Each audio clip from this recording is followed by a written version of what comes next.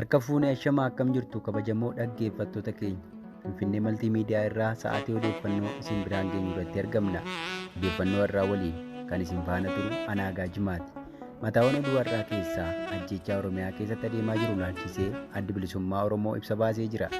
Akkasuma hoogganaan humna waraanaa Sudaan Jeneraal Abdul Fattah Al-Burhaan daawwannaa hojiitiif Eertiraa galuu lakkoofsi namoota balaa kirkira lafaa Morokootti mudateen du'anii kumaa ol ga'u isaa fi kaanis of harkaa qabnaa mucha qasaa jechaa gara sanatti isin dabarsa.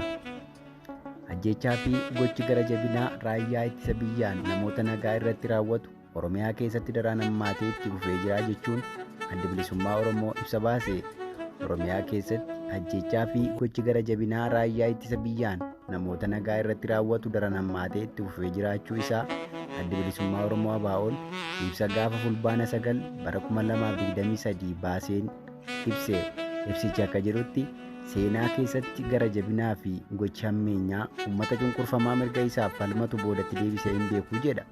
Raayyaan ittisa biyyaa Itoophiyaa paartii badhaadhinaan durfamu ammas gocha gara jabinaa fi suukanneessaa dargaggoota Oromoo irratti raawwataa jira jedha ibsi kun.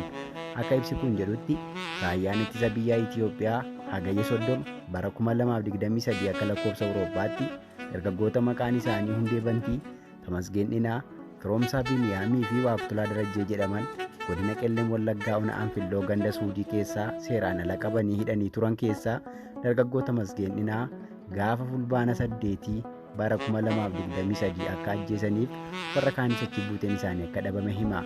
Guyyaadhuma kana raayyaan ittisa biyyaa Itoophiyaa dargaggoo maqaan isaa Galaasaa Jifaaraa Dhaabaa jedhamu bakka jireenyaa isaa magaalaa Amboo keessaa qabanii gara bakka dhaloota isaa Ona Amboo ganda Galaan Waddeessaatti geessuun haala suukanneessaa fi gara jabinaan guutameen ajjeesuu isaanii addi bilisummaa Oromoo ibsa isaa kanaan himee jira.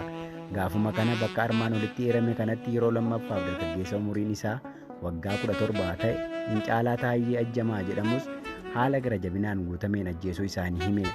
Godina Wallagga Ba'aa Ona Sibuu Siree ganda Jaarsoo Waamaa keessattis dargaggoo maqaan isaa Danuu Malkaamuu Gammadaa jedhamu ajjeesuun reeffa isaa karaa irratti gatanii bineensa nyaachisuu isaanii ibsi adda bilisummaa Oromoo kun beeksiseera.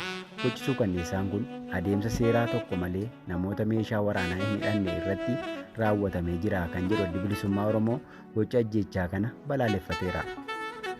Oduu itti aanee qabnuun hoogganaan humna waraanaa Sudaan Jeneraal Abdul Fattah Al-Burhaan daawwannaa hojiitiif Eertiraa galanii pirezidaantiin mana maree abbaa biyyummaa Sudaanii fi ajajaan humna waraanaa biyyattii Jeneraal Abdul Fattah Al-Burhaan daawwannaa hojiitiif Eertiraa magaalaa Asmaraa galaniiru. Jeneraalichi wayita Asmaraa ga'anitti pirezidaantii Eertiraa obbo Isaayyaas Afeworqi waliin simannaan taasifameefii jira.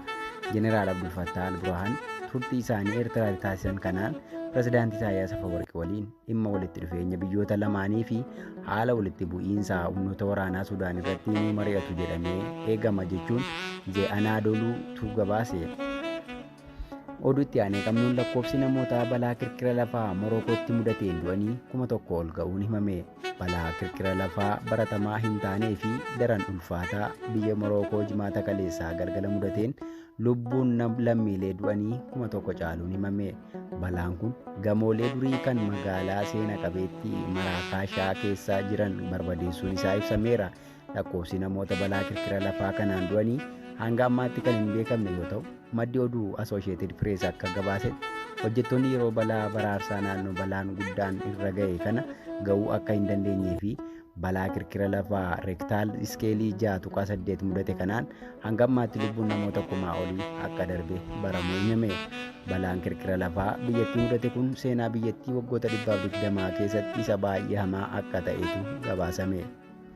Gabaasa birootiin gurmuun garee biyyoota G20 gamtaa Afrikaa miseensummaa dhaabbataa taasisuun ofitti fudhate. Walga'ii garee hooggantoota biyyoota 20 G20 guyyaa keenyaa ta'ame keessatti biyya Hindiitiin magaalaa guddoo biyyattii Niw Deelii keessatti marsaa 18ffaa fi bakka hooggantoonni biyyoota miseensa ijoo gamtichaa Raashiyaa fi Chaayinaan hin argamnetti gaggeeffamaa ture.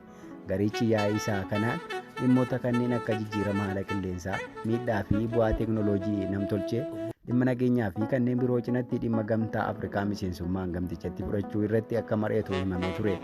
Haaluma kanaan ministeerri muummee biyya Hindii Naarendiraa Moodiin gamtaan Afrikaa miseensa dhaabbatichaa akka ta'u himuu isaaniitu gabaasame.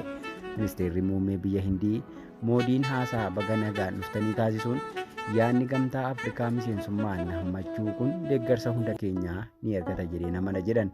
Gamtaan Afrikaa biyyoota miseensa isaa ta'an 55 kan of keessaa qabu yoo ta'u, affeerraa muummee ministeera Hindiin yaa'ii kana irratti argama.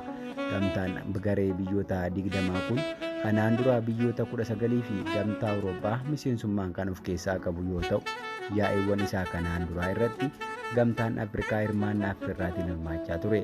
Biyyoonni kanneen akka Raashiyaa, Ameerikaa, Awustiraaliyaa fi Jaappaanis erga pirezidaantiin Senegaal Maaki Saal bara 2022 keessa yeroo dura ta'aa gamtaa Afrikaa turan yaada miseensummaa gamtichaa argachuu dhiyeessanii booda tarkaanfii kana deeggaraa turaniiru. Egaan dhaggeeffattoota keenyaa odeeffannoon har'aaf qabnu kana fakkaata. Qophiilee keenya biroon haga walitti deebinutti nagaan nuuf tura.